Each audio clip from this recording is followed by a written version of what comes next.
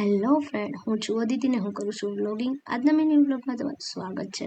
તો ઘણા સમય પછી આજે વ્લોગિંગ ચાલુ કર્યું છે, એ પણ મિની વ્લોગિંગ ચાલુ કર્યું છે. તો today is my father birthday.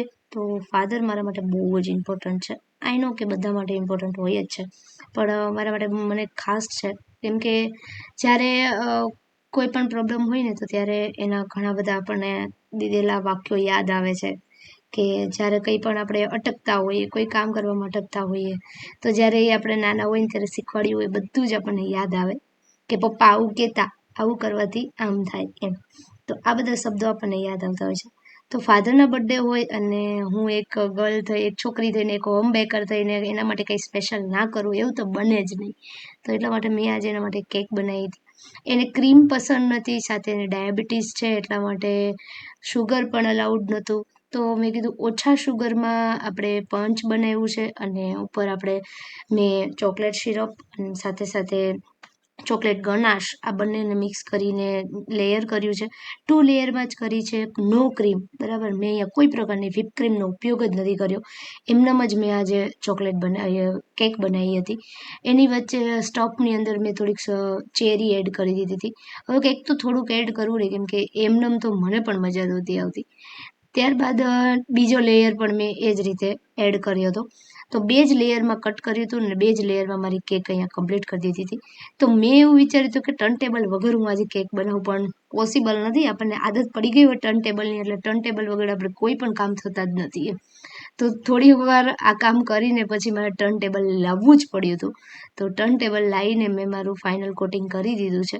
અને ચોકલેટનું લેયર પણ ઓછું જ રાખવાનું હતું, કેમ કે પપ્પાને સ્વીટમાં પણ પસંદ નથી, ચોકલેટ હાવ ઓછી પસંદ છે.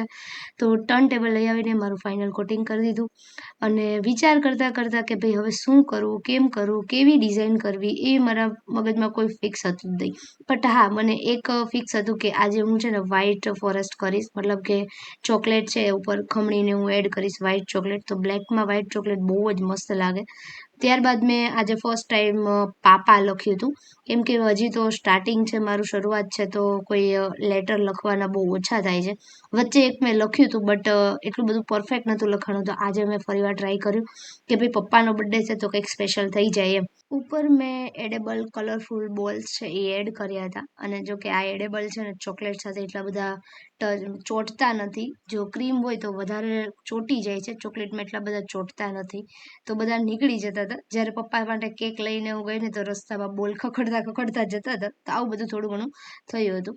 તો આજનો કેક છે એ બહુ ખાસ આ રીતે રહ્યો છે.